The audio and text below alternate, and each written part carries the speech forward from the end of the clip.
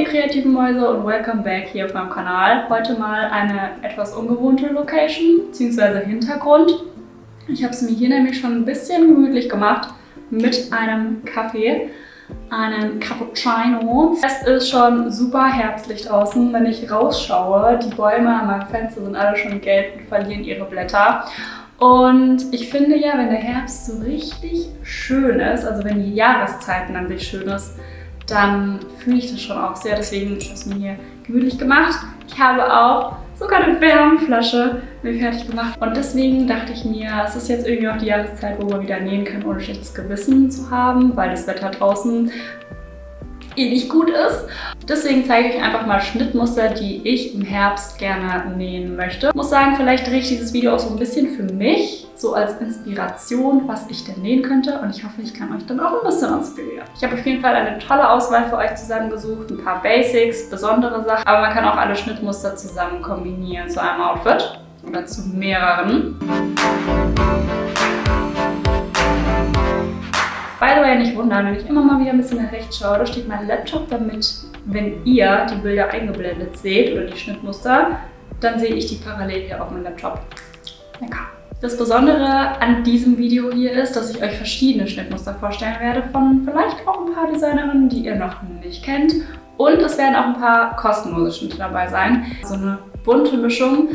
Ich habe mir auch etwas Besonderes überlegt, damit das hier nicht einfach nur so ein Runterrattern von Schnitten ist, dachte ich mir, ich mache so ein kleines Ranking und habe mir ein paar Kategorien überlegt. Und wir ranken von 1 bis 5 Nähnadeln. 5 ist die höchste Punktzahl. Dieses Ranking wird einfach nur eine persönliche Einschätzung sein. Deswegen könnt ihr gerne auch kommentieren, wenn ihr es anders gesehen hättet. Also, erste Kategorie ist Schwierigkeitsgrad. Damit will ich nicht sagen, okay, es ist jetzt nur da und dafür geeignet, sondern dass man einfach einschätzen kann, okay, könnte ich das mit meinen Skills schaffen. By the way, jeder kann das irgendwie schaffen.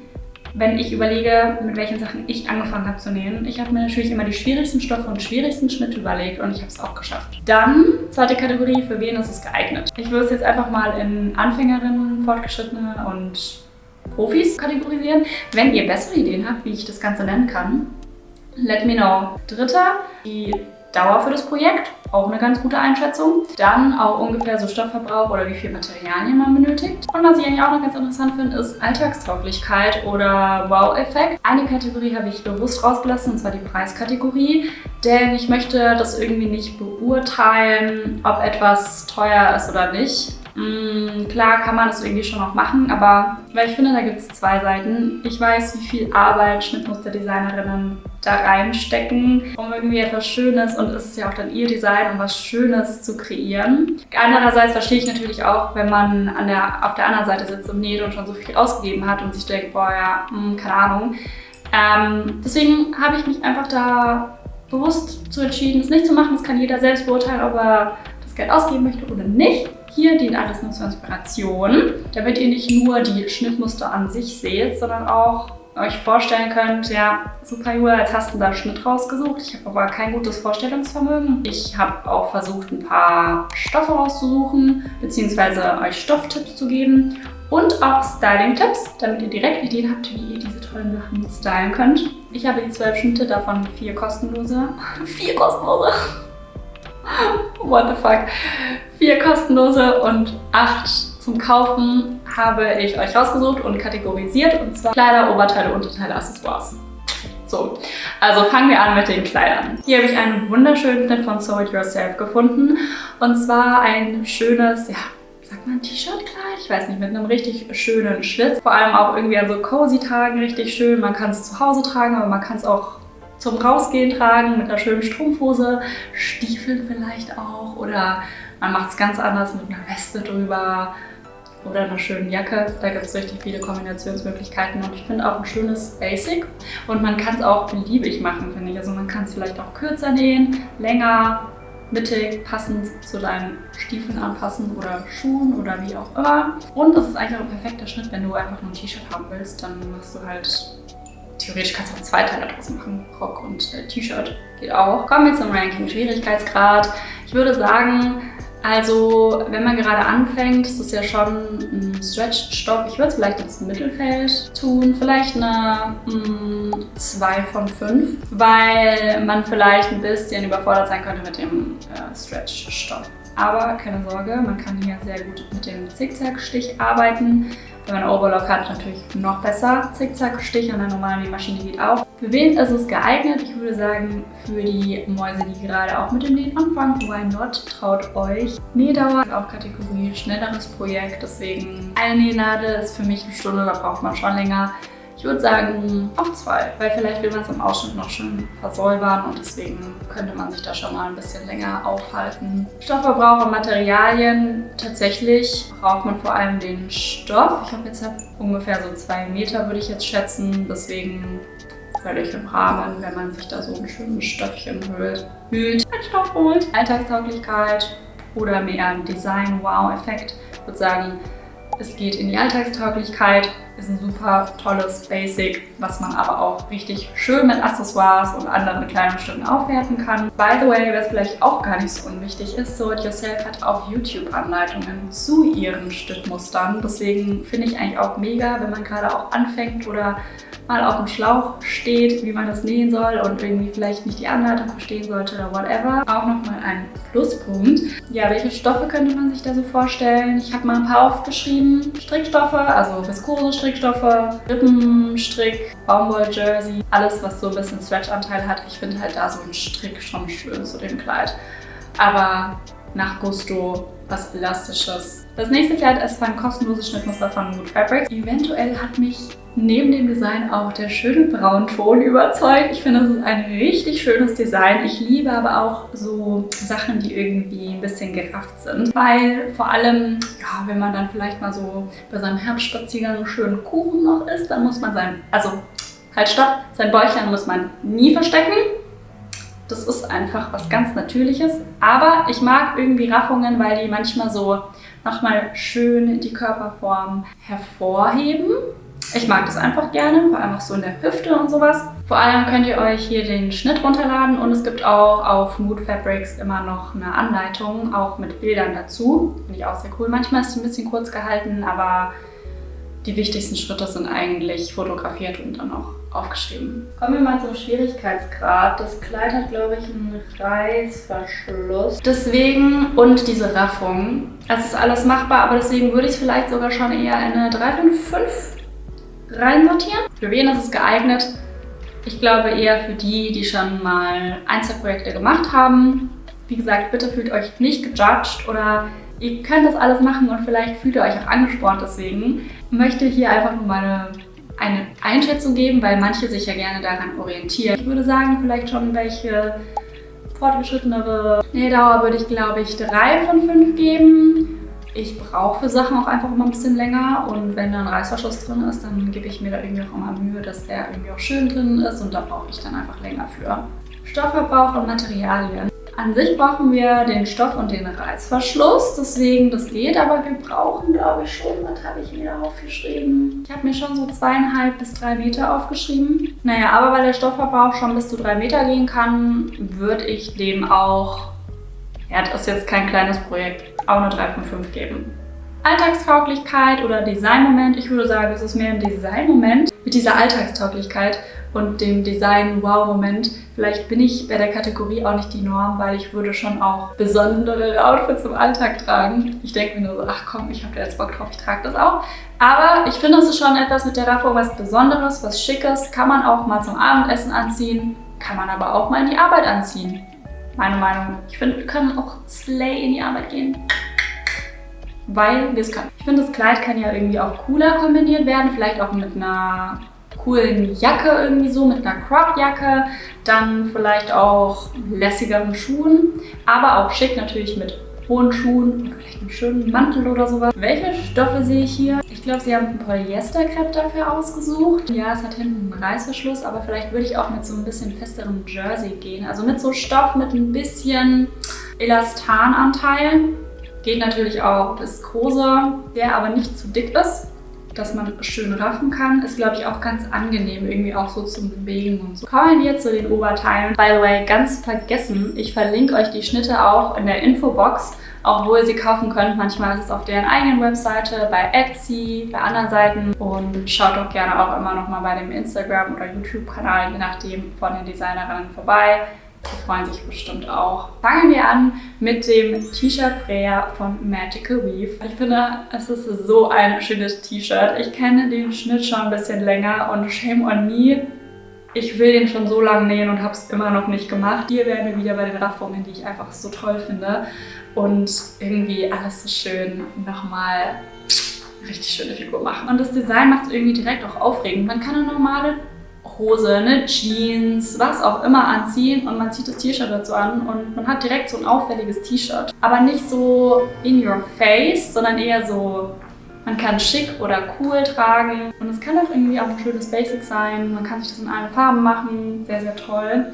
Kommen wir zum Ranking wieder, dürfen wir natürlich nicht vergessen. Schwierigkeitsgrad, auch alles machbar. Ich würde es in eine 2 von 5 tun. Wie gesagt, am besten man hat schon mal irgendwie mit Jersey gearbeitet und hat da keine Probleme. Für wen ist es geeignet?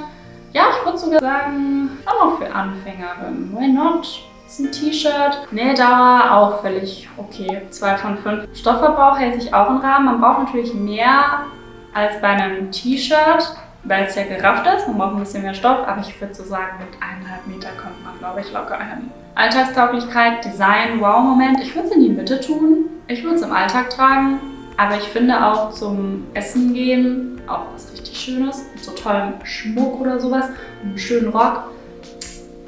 Kann ich mir gut vorstellen. Stoffempfehlungen schon so ein Jersey, aber kein zu festes oder dickes Jersey. Vielleicht auch so ein schönes Viskose-Jersey.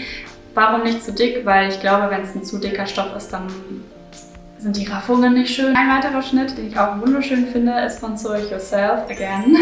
Und zwar das Top Rachel. Ein Off-Shoulder-T-Shirt, was ich sehr schön finde. Vor allem irgendwie auch vielleicht so einem Rock. Irgendwie kann ich mir das gut vorstellen. Aber auch eine Jeans, wie man sich's möchte. Wie man sich's wünscht. Da gibt es auch wieder ein YouTube-Tutorial zu, was ich super finde. Auch irgendwie ein schönes Basic, so Off-Shoulder. Man kann schön Schmuck tragen. Schwierigkeitsgrad würde ich auch wieder eine 2 von 5 geben und auch für Anfängerinnen geeignet. Nähdauer würde ich, glaube ich, auch völlig im Rahmen sehen. 2 von 5. Ich habe aber auch jetzt auch nicht die schwierigsten Oberteile rausgesucht, alle die irgendwie machbar sind, weil ich bin auch sehr ungeduldig und manchmal möchte ich irgendwie auch Projekte haben, die dann ein bisschen schneller gehen. Deswegen Stoffverbrauch, ich glaube, der hält sich auch im Rahmen. Ich kann mir so vorstellen, vielleicht 1,5 bis 1,8 Meter vielleicht. Alltagstauglichkeit oder Design-Wow-Effekt. Ich habe natürlich nur schöne Designs, wie ich finde, rausgesucht. Aber ich würde es eher so ein bisschen Alltagstauglichkeit reinschieben. Also ich finde, es kann sehr edel wirken und sehr schön sein, aber ich würde sagen, es ist schönes jedes Basic zu einem anderen Teil, was dann zusammen ein tolles Wow-Effekt-Outfit ergeben kann. Welche Stoffe kann ich mir hier gut vorstellen? Ripped Jersey, Ripped Strick, vielleicht auch ein Baumwoll-Jersey, auf jeden Fall etwas Elastisches, aber ich finde dieses Strickmuster, dieses Ripped-Muster da auch sehr, sehr schön. Kommen wir zum vorletzten Oberteil. Ich finde, ein Pulli darf auch nie fehlen, beziehungsweise ein Sweatshirt. Es ist das Sweatshirt Ella von Sew It Yourself. Gibt es auch wieder ein YouTube-Tutorial dazu. Warum habe ich ein Sweatshirt reingebracht? Ich finde, zum Stylen ist es perfekt. Man kann es jetzt bei der herbstlichen Jahreszeit schnell drüber werfen, wenn es vielleicht doch ein bisschen kälter ist. Ich finde aber, es wirkt auch zu einem Rock sehr schön, zu einer Hose oder wenn ich ein Kleid anhabe und es drüber werfen will, mit einem Gürtel vielleicht ein bisschen taillieren, auch sehr schön. Mit einer Jogginghose, wenn man zu Hause chillt, also ein Pulli kann man wirklich immer gebrauchen. Und ich mag den Fit auch ein bisschen oversize, aber trotzdem auch nicht zu lang, sodass er irgendwie eine schöne Figur noch macht. Schwierigkeitsgrad würde ich auch wieder 2 von 5 machen. Vielleicht ist es mit dem Bündchen annehmen ein bisschen schwieriger, aber das kriegt ihr hin, das weiß ich. Und ich würde sagen, auch für Anfängerinnen geeignet. Nähdauer würde ich auch noch eine 2 von 5 geben. Wie gesagt, die Oberteile sind aktuell irgendwie auch alle eine 2 von 5. Aber da kommt noch was Herausforderndes. Glaubt mir, es sind nicht nur einfache Sachen, die ich rausgesucht habe für euch, sondern auch ein paar Sachen, mit denen ihr vielleicht ein bisschen mehr zu tun habt. Stoffverbrauch und Materialien, ja, ihr braucht den Stoff und wenn ihr es schön haben wollt, auch so so Bündchenware und ich glaube auch dann so mit, ich kann mir vorstellen, so mit 1,5 bis 1,8 Metern kommt ihr gut. Aber in den Anleitungen steht auch immer noch mal, wie viel ihr braucht. Deswegen ist es nur eine Gefühlssache, was ich mir jetzt bei dem Schnitt vorstellen könnte, wie viel man braucht, damit ihr es ungefähr einschätzen könnt, wie viel Geld ihr für den Stoff ausgeben müsst, könnt, wollt.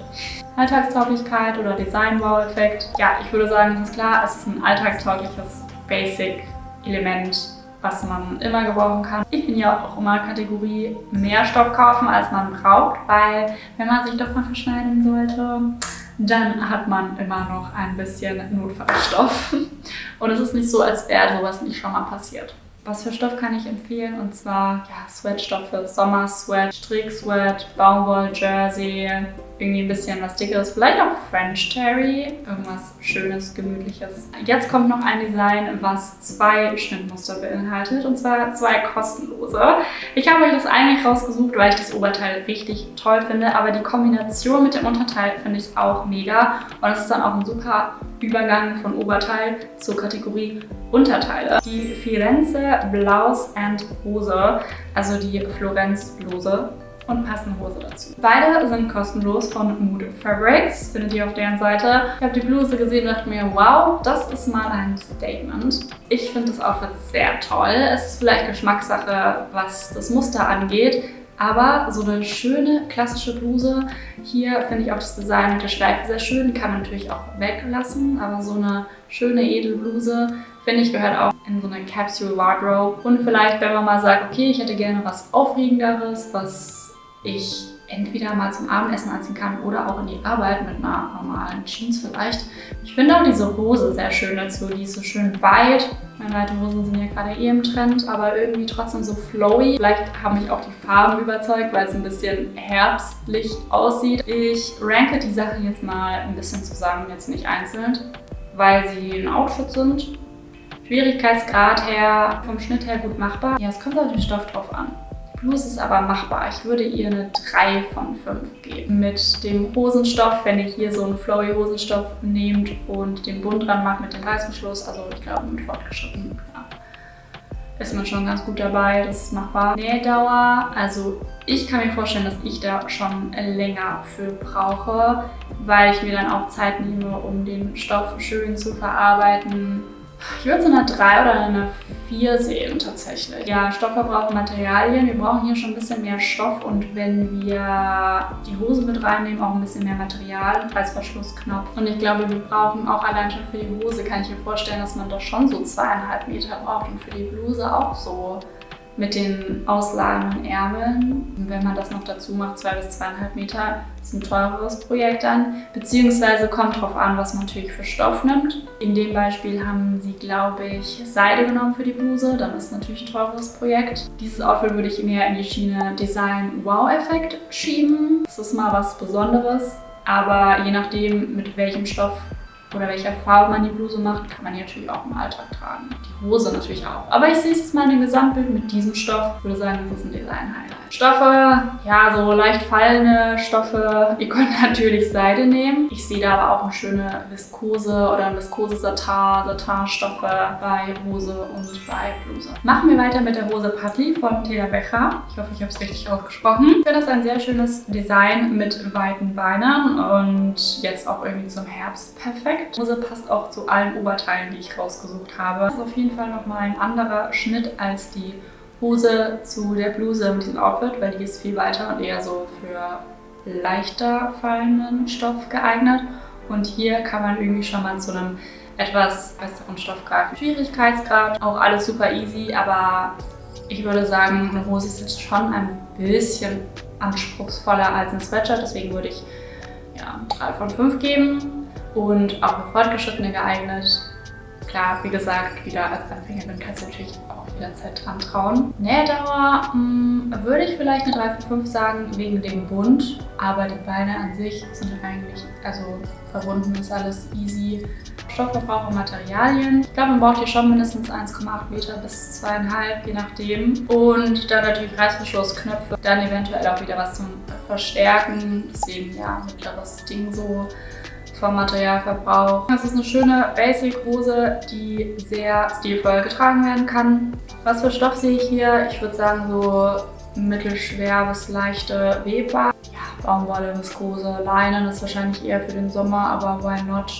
Baumwolle macht man nichts falsch mit. Ich finde der Herbst auch irgendwie perfekt, nochmal seine etwas sommerlichen Röcke mit einer Strumpfhose zu tragen. Und hier habe ich einen wunderschönen Satinrock von La Barbaries gefunden. Kann ich mir auch richtig gut wieder zu den Oberteilen vorstellen, die ich vorgestellt habe. Und es gibt sogar ein YouTube-Tutorial dazu, lieben wir. Ich würde es in den Schwierigkeitsgrad, ich glaube, der hat keinen Reißverschluss, deswegen 2 von 5 schieben und auch für Anfängerinnen geeignet. Nähdauer, ich glaube, also wenn, wie gesagt, man nur den Bund machen muss mit einem Gummizug, dann ist es eigentlich auch ein easy Projekt und ich würde es zwischen 1 und 2 Sterne sogar sagen. Ich glaube, auf ihrem YouTube-Video heißt es so 1-2 Stunden. Easy Projekt. Das einzige Problem mit diesem Schnitt könnte vielleicht die Stoffwahl sein, dass man sich einen Stoff aussucht, der verrutscht oder nicht so leicht zu vernähen ist. Ich glaube, der Stoff wird schräg zugeschnitten, deswegen braucht man da, glaube ich, schon so 2 bis 2,5 Meter. Ansonsten Gummi, also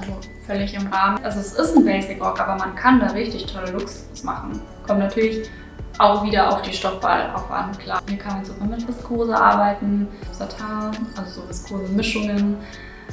Natürlich auch Seide, geht auch immer. Mit den Unterteilen sind wir durch. Jetzt kommen wir zu nochmal so Mantelwesten und am Ende zu den Accessoires. Ich habe mir überlegt, okay, Mantel, Jacken, was trägt man so im Herbst? Und ich finde, es gibt so eine Sache, die ich im Herbst sehr stark sehe. Und zwar ist es der Trenchcoat.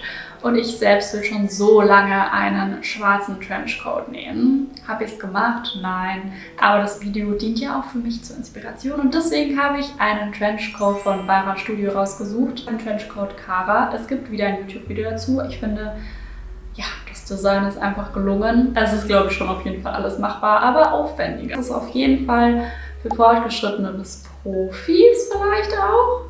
Aber mit dem YouTube-Tutorial schieben wir es mal in Fortgeschrittene. Nähdauer, kann mir vorstellen, es dauert schon ein bisschen länger. Ich würde es in eine 4 von 5 schieben. Ja, außer ohne Futter, dann vielleicht nicht so, aber ich kann mir vorstellen, dass da irgendwas wieder schief bei mir läuft, wenn ich das nähen würde und ich länger brauche als gedacht. Und wir wollen ja auch einen schönen Trenchcoat, deswegen 4 von 5. Ich würde sagen, es ist schon auch ein aufwendigeres Projekt, weil man braucht auch mehrere Sachen. Knöpfe, Stoff, dann auch bestimmt irgendwie wieder Flieseline zum Gegenbügeln.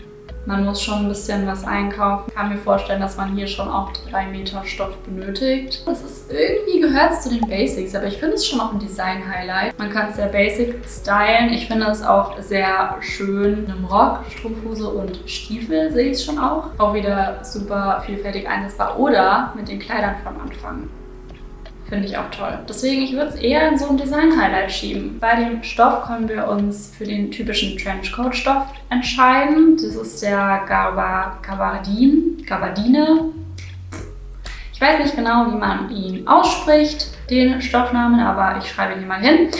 Oder ja, generell einfach webbare Baumwolle, Leinen. Wir haben nur noch 3 Schnittmuster, der Countdown kommt. Nicht jeder mag Mäntel oder Trenchcoats, manchmal möchte man sich einfach noch was Schnelles drüber werfen und hierfür habe ich einen kostenlosen Mantel-Jackenschnitt gefunden von Mood Fabrics und zwar The Bergen Coat. Das ist ein schönes Basic, was man, wie gesagt, drüber werfen kann. Ich kann mir das in dunkelbraun auch richtig gut vorstellen oder vielleicht auch ein bisschen kürzer geschnitten. Das ist eigentlich auch ganz cool. Ihr könnt ihn entweder länger machen oder kürzer, aber ich finde ihn auch so als Jacke. Ja, da könnte ich mir gut vorstellen. Vom Schwierigkeitsgrad her, wenn ihr den mit Futter macht, und ich glaube, er ist auf der Webseite auch mit Futter, würde ich ihn so ins Mittelfeld schieben, 3 von 5 und auch für Fortgeschrittene geeignet.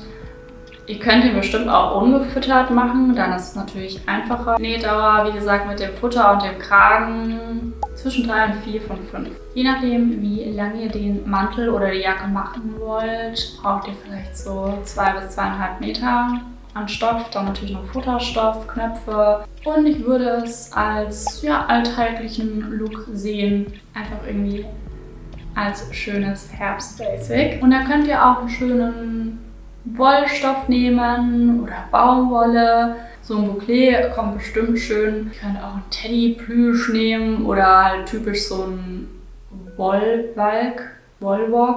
Kommen wir zum letzten Kleidungsstück und zwar einer Weste von Sewing Machina und zwar den Walter. Ich finde, sie macht generell super schöne Designs, auch noch schöne weitere Jackendesigns, aber ich musste mich fürs Video ja irgendwie ein bisschen komprimieren und deswegen habe ich mir die Weste rausgesucht, weil ich finde, das ist auch was Perfektes irgendwie für den Herbst zum Drüberziehen für den Zwiebellook. Hier gibt es auch wieder ein YouTube-Video, was wir toll finden. Und die Weste kann man auch in verschiedenen Längen machen, wie man möchte. Das ist ein sehr schönes, einfaches Anfängerprojekt. Das Einzige, was, glaube ich, ein bisschen Herausforderung sein könnte, ist das Schrägband. Das ist auf jeden Fall das Außen zu versäubern, aber ist auf jeden Fall machbar.